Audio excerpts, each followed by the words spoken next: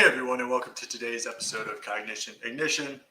So this is one of my live streams, and what I'm going to go over today is I'm going to be talking about different types of trees and how they grow and how we can use the understanding of the natural process trees go through to understand some of the natural processes humans go through in our psychological development.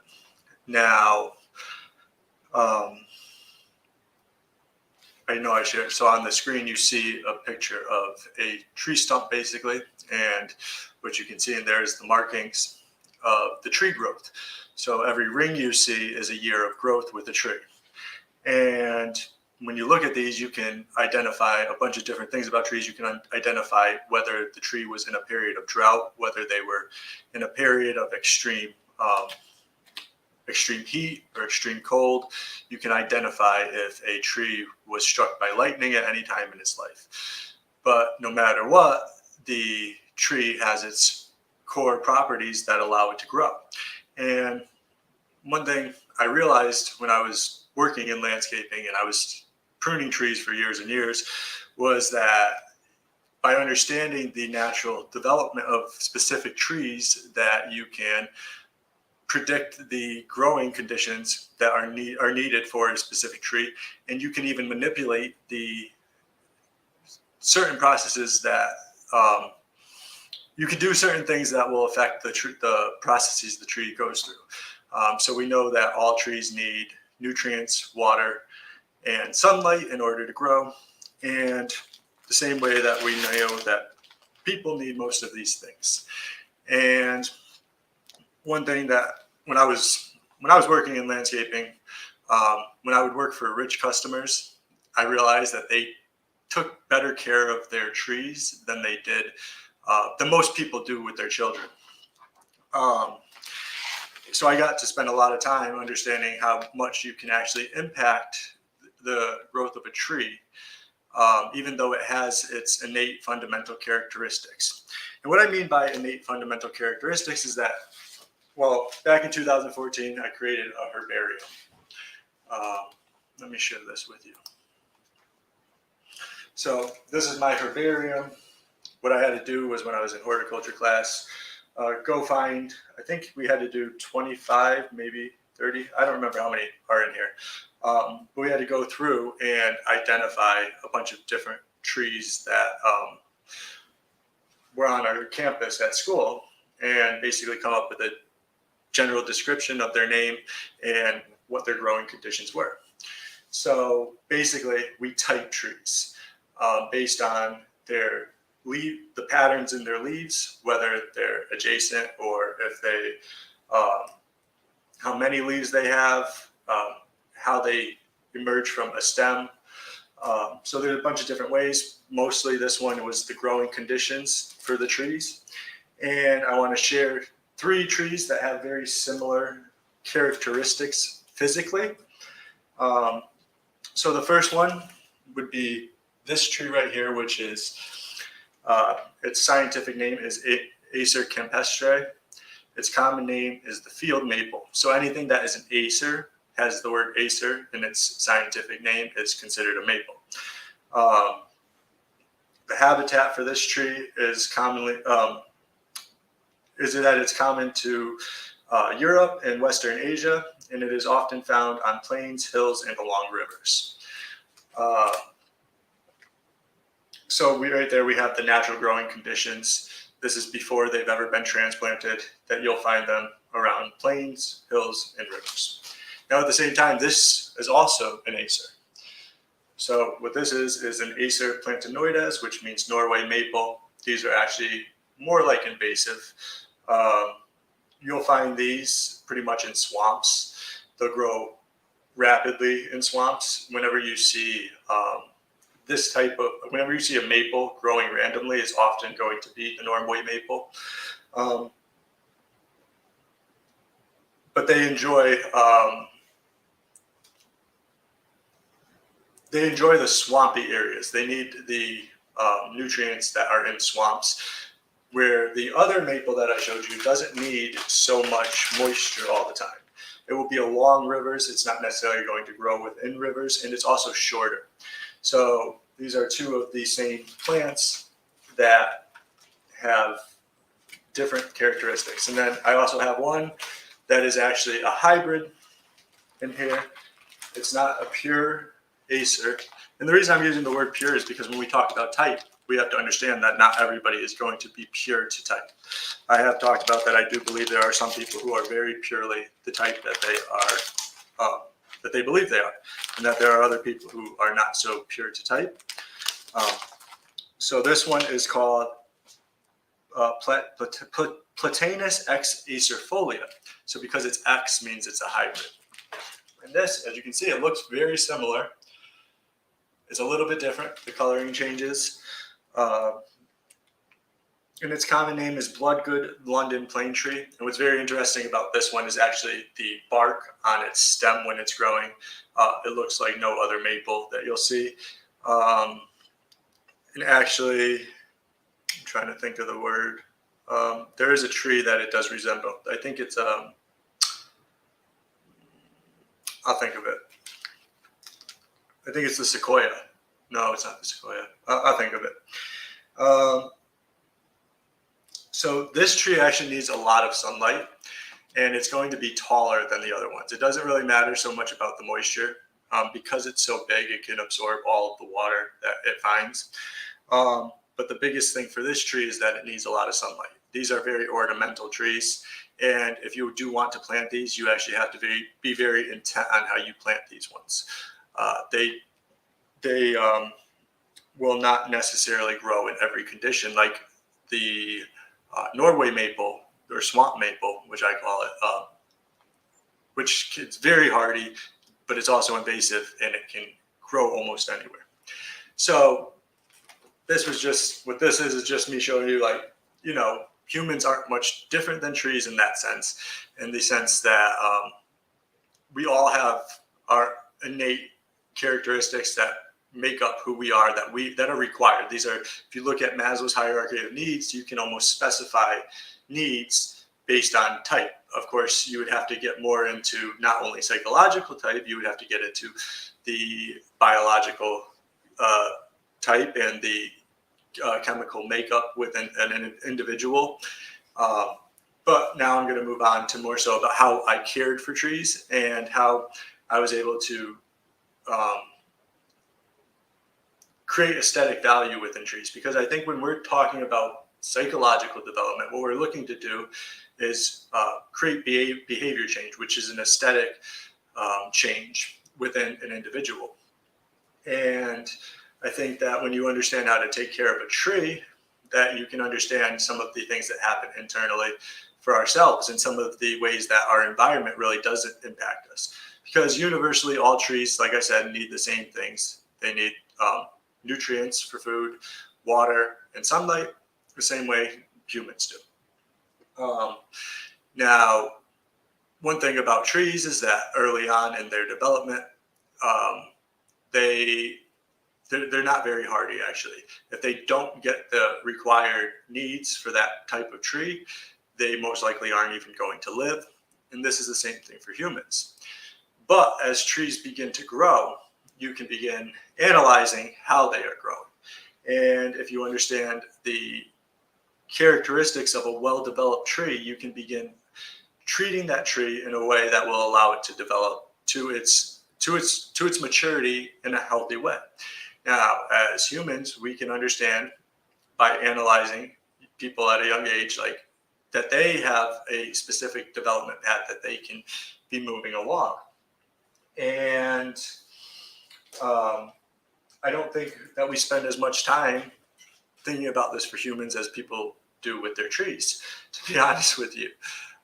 So I want to get into how trees and brains kind of are similar, because here's the thing. I've always talked about how you can prune regions of your brain that aren't creating benefit in your life. Now, what you have to think about is that when you go to prune a tree, you are actually doing damage to it. You are limiting its resource, the way the resource moves along this tree. And the same thing is going to happen when you decide to make prunes within your psyche. So when you choose to prune something within your psyche, you're choosing not to participate in something that is, I like to call it the point of diminishing returns, but it could also be something that is creating a negative impact in you. So you can prune away addiction. You can prune away laziness by basically, you have to start working on it. You have to deprive yourself of the thing that you are addicted to, and your brain will begin not needing it so much, because what it does is it sends energy, your free energy within your brain, to other parts of your brain that you are actually using. So if you decide to, give up an addiction, you want to put that energy somewhere else. And that's the same thing that happens in a tree. When you cut off a limb of the tree, all of the energy that would have went to that one limb is now going to go to the other limbs of that tree. And there will be a specific limb on that tree that will take over and move to the highest point. Now, at the same time, whatever you replace your addiction or your bad habits with are going to get the most energy. So for myself, my lack of discipline, I wanted to begin pruning away the networks that allow me to lack discipline. How did I do that? I started jujitsu, and now a lot of my energy is going towards the jujitsu, and I have less energy going towards the areas that would allow me to kind of slow down, take too many breaks, and things like that. Because actually through jujitsu, I am learning to engage again. So I do think that, when you can actually understand how to move energy through a tree, you can actually understand how to move energy through yourself. And it's free energy. It's energy that has to go somewhere anyway. So you can intentionally decide where that energy is going to go. Now, I do want to talk about two different types of pruning that we do. And I think this is very important because, if you go and do one and you really needed the other, then you're actually going to, for a tree, you're going to cause probably death. For yourself, you are probably going to cause a negative impact on your own psyche. So the two types of pruning that we do for trees is called selective pruning and rejuvenating pruning. Now, with selective pruning, this is what I was talking about earlier. You look at the entire tree and you look at probably where it's one-sided, where a lot of times you'll see one lead that goes way too far out. It's taking a lot of the weight and actually putting it to one side of the tree and creating a lot of unnecessary pressure, which causes the tree to be unbalanced and grow in an arched, in an arc, basically. Now, the other type, so what you do, actually, I'm just going to go with this, is you take off that one lead. And by taking off that one lead, the tree, the limbs that are now able to have energy moving upwards will actually begin moving towards the sunlight and balance out the tree. You'll actually see a curve in the tree that starts going the other way. And this is, in a sense, balance. By understanding what part of the tree was basically overcompensating for all the other parts of the tree, you can take that part out and begin moving the energy towards the parts that will allow it to grow and mature in a more healthy way. Now,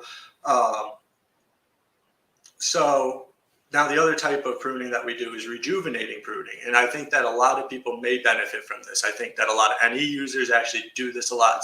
It's the start over thing.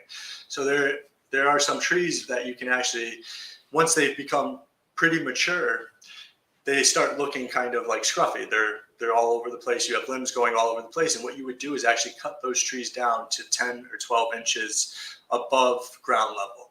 You would take down everything on it. Now, what this does, it can actually take maybe 2 or 3 years for these trees to begin generating their, oh, hi, Chris, to begin generating their growth. So they'll be dormant for almost 2 years, but the entire root ball is still underneath the ground. And when you go do this, you want to actually start paying attention to the nutrients that you're giving to the tree. You can even do some soil tests within the ground to see if there's any deficiencies. And we already know what this tree needs. So when we get the empirical data of what is in the soil, we can say, okay, then we need to add some type of acidic fertilizer or some kind of alkaline fertilizer to make this tree grow. And it's going to it's going to take a long time because all the energy is concentrated into the root ball. So yeah, so when you think about this, is like, sometimes if you have to like if you're in a point in your life where there's so much going on and you want to make changes, sometimes you have to think about doing some rejuvenating pruning. You have to think about, hey, what can I get rid of? You almost have to get rid of a lot of things. And I think that this is actually something I really do believe a lot of people go through. And actually, let me see if I can pull up a slide really quick. This is why. I'm getting away from trees, but this is because this just came to me. So this is from the time we are young, we are introduced to factors like this.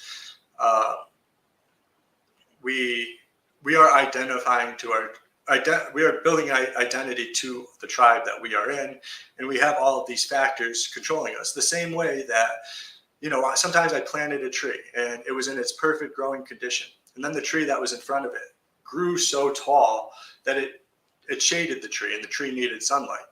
And so, in order to make that tree grow its best, you had to actually find a way to get it to sunlight. And this is the same thing. That's what's happening when we are in society. You have your core factors and you could be growing okay, but you're going to be introduced to things that are outside of your control. Other people are growing while you are growing. And some of the things that they are integrating are going to affect the way you integrate. So, sometimes you have to completely restart over, and you have to know where you want to bring somebody so that they can do that. The same way you want to know how much can you really prune a tree. And yeah, let me see. I think I have other slides. Not for this, actually. I'm going to remove that now. So generally, you have to understand that like trees are impacted by the outer world, and it's going to affect their development the same way we are affected by the outer world. But we have this innate part of us, which we call type, the same way we can identify the Latin names of all these trees and understand, okay, there are necessities for these things. And then we can begin, I think you need to do this with a coach or with somebody, because it is hard to actually look at yourself and say what needs to be done. But if you work with somebody, then you can, the same way, like, a tree can't really prune itself. That's a lie, actually. They do. Like when you start seeing a limb actually start decaying, it's because the overarching branches stop sunlight from getting to the leaves in that tree. So there was no back and flow of energy through the xylem and phloem of these trees.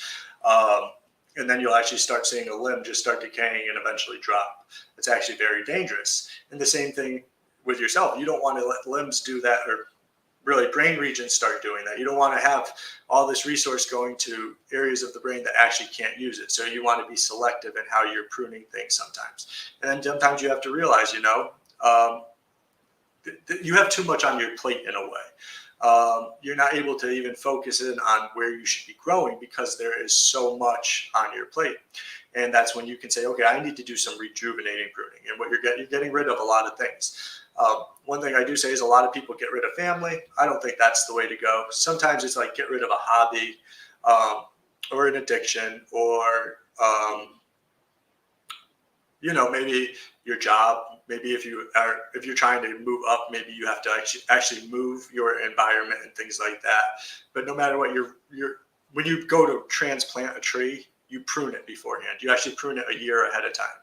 That way, like I said, when you go prune and you do the rejuvenating pruning, all the energy goes to the root ball. So when you go to transplant that tree, the root ball has all the energy, so you don't have as much risk of the tree actually dying because of that. It has enough energy within it because it's all concentrated into the root ball. Now, if you don't do that, then when you go to transplant it, you'll actually get things like root rot and things like that because all the energy is going up to the limbs of the trees. And this was just something I've always thought about since I started in horticulture. The first time I realized like how trees grow, I was like, it's not different than humans. Like we are still biological agents with our own internal chemistry, which affects our psyche. Now,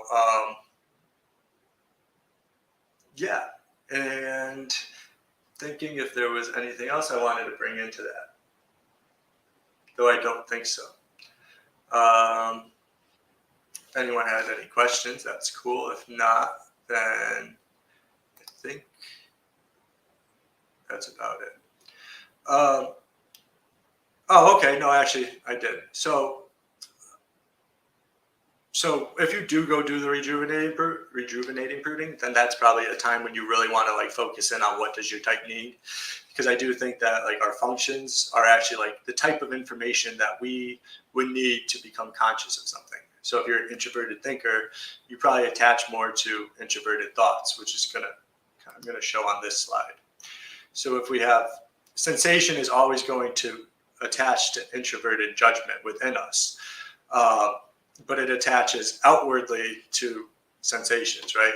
And this is the same thing as like when you go prune a tree, you want to know what nutrients you're going to be feeding it. The same way you want to know what kinds of information are you going to go feed yourself or consume when you decide, hey, I'm going to make a change. I'm going to prune away some other things, but I need to replace them with something. So I kind of make these things where you have JI information or JE information, extroverted judgment, introverted judgment, getting attached to certain things. So you kind of want to be able to do an inventory on yourself of what do I really need to actually see an improvement. One thing for me is like a hydrangea plant is if I do a rejuvenating pruning on that, it's usually because I want to change the color of the leaves. So sometimes hydrangeas will have like a red or pink color leaf, and sometimes they'll have like a blue color leaf. And the only thing that you really need to do to change that is change the soil from an alkaline soil to an acidic soil, or vice versa. You can take it from acidic to alkaline. And how you do this is you can either use oak leaves or maple leaves, because they're opposite. One's alkaline and one's acidic. And you go and rejuvenate the do the rejuvenating pruning, and you apply one of these leaves to the roots of these hydrangeas. They'll take 2 or 3 years to rejuvenate, but if you changed up the type of fertilizer you're giving it, then it comes back differently in a different color, and aesthetically it's more appealing. And that's, when somebody goes away for a long time because they're working on themselves and they come back more aesthetically appealing to people, it's because they did that. They fed themselves the information that they needed in order to create that better self. And I honestly think that I am probably going to end it here, because unless like anyone has questions, because I think that was like a lot of information, and it's really, for myself, it gave me a good way to understand my own development. And I think that if you guys actually really think about this, and actually if you would go plant your own garden or plant a tree, you will actually realize this for yourself. Because really, I know I said I'm ending it, but you can plan for a tree, how a tree will look 5 years ahead of time. And you can do that in your own life if you understand yourself that well. That's how, like, if you've ever been down a roadway where trees are arching into each other,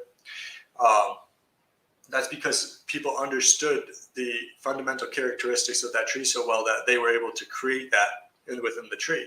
And it's the same thing within us. If we can understand, what affects us personally, how does working out affect you? How does certain ways of eating affect you? How does putting your energy towards certain people or certain tasks affect you? And then, decide, hey, what do I have to get rid of? You can definitely improve your own life. If we can do it with trees, we can do it within ourselves. And yeah, that's pretty much what I have for today. And I hope it helps people. Let me know what you think in the comments, and I'll catch you on the next episode of Cognition Ignition. Thanks for watching.